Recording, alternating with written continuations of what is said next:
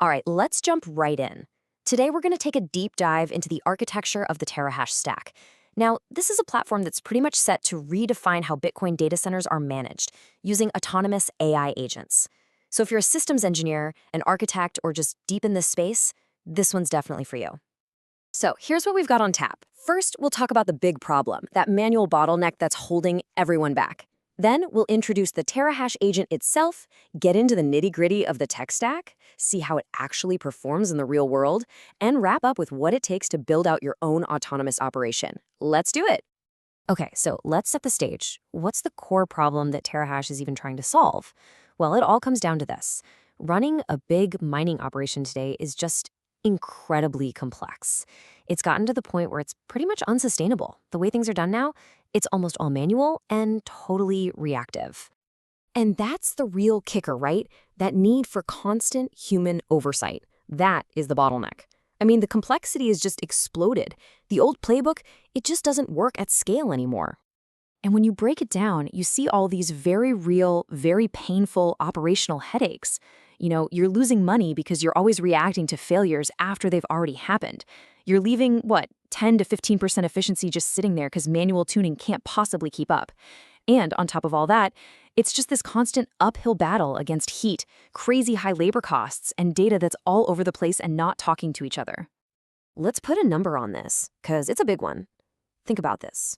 15 to 25%. That's how much hash rate can just vanish during the summer in an air-cooled facility. That's not a rounding error. It's a huge, predictable hit to your bottom line, and it's all because of thermal throttling.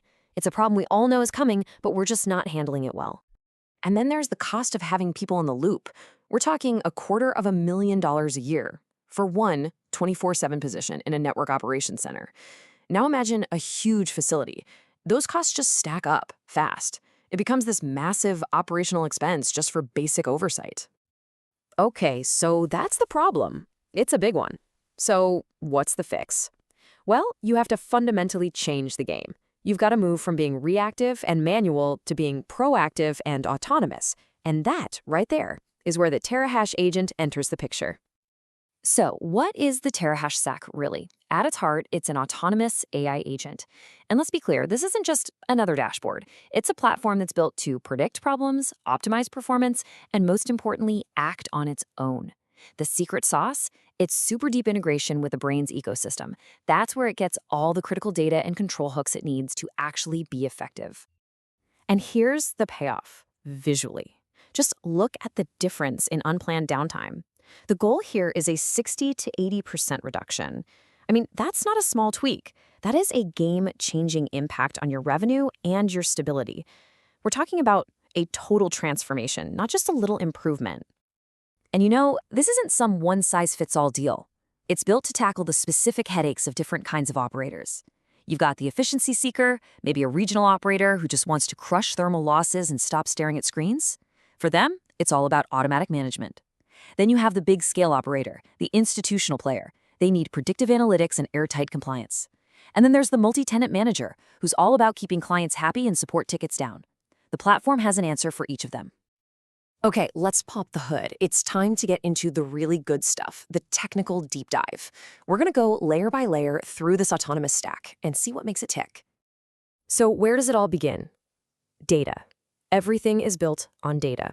The foundation of this whole thing is its ability to pull in tons of information from two really critical places. First, you've got the Braiins ecosystem. We're talking super granular per ASIC data coming in every 5 seconds over gRPC, which is incredibly fast.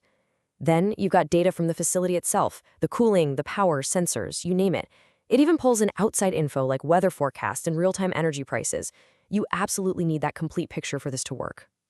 And all that data gets fed into the brains of the operation, a whole suite of AI and machine learning models. You've got XGBoost, which is incredible at predicting when a hashboard is about to fail, like a week or two in advance. Then there's reinforcement learning, which is constantly figuring out how to balance the thermal load across the whole facility to squeeze out every last bit of hash rate.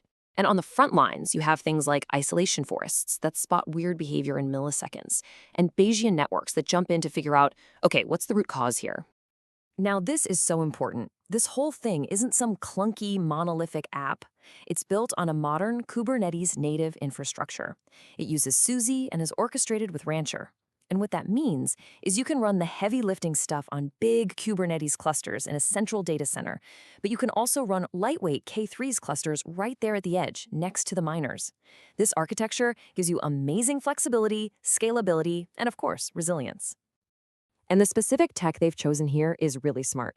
You've got Longhorn making sure that critical time series data is replicated and safe.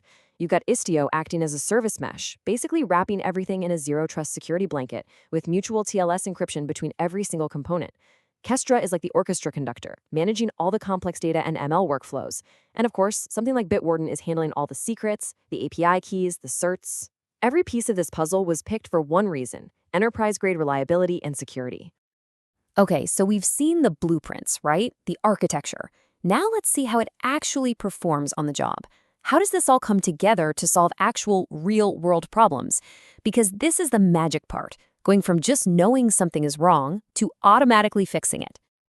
Okay, check this out. This use case is perfect. So the AI model spots a tiny degradation pattern on one hashboard, something a human would never see. It then predicts with like 85% certainty that this board is going to fail completely in about a week. But it doesn't stop there. It then checks the inventory to see if you even have a spare part on site. And if you do, bam, it automatically generates a detailed maintenance ticket. So the technician gets a notification on their phone days before the failure. They're not running around putting out fires, they're just doing proactive, scheduled maintenance. No downtime. That's the whole point. And for all the little everyday hiccups, the agent doesn't even bother a human. It's got this Tier 1 automated response matrix. So a miner stops responding, it'll power cycle it automatically. Lose connection to the pool, it'll instantly fail over to the backup. A machine's getting a little too hot, it'll dial back the power just a bit. All of this happens in seconds, autonomously. It probably handles 95% of the common stuff without a human ever even knowing there was an issue.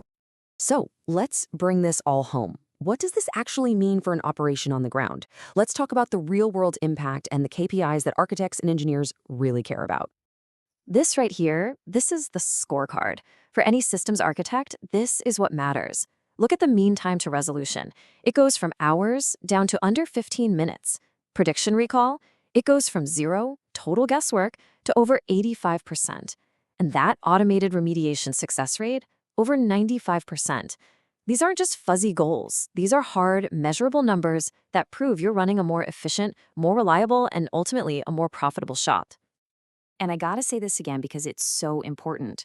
Security here is not bolted on at the end. It is baked in from day one. For any serious institutional scale operation, that's just non-negotiable. With the zero-trust architecture, the network segmentation, the end-to-end encryption, it means the platform is built from the ground up to be secure, compliant, and ready to pass a SOC 2 audit without breaking a sweat. So when you boil it all down, it's about this one massive shift. You're going from a world of reacting to failures to a world where you predict and prevent them. You're moving away from manual tuning that's based on a gut feeling to continuous, data-driven optimization by an AI. It's the difference between being a victim of the energy market and being able to respond and capitalize on it in sub-second time. So I'll leave you with this question. Your next $1 million operational event, it's not a matter of if, but when. And when it comes, is your team going to be scrambling, reacting, losing money by the minute? Or is your AI agent going to have seen it coming days ago and already solved it before you even knew it was a problem?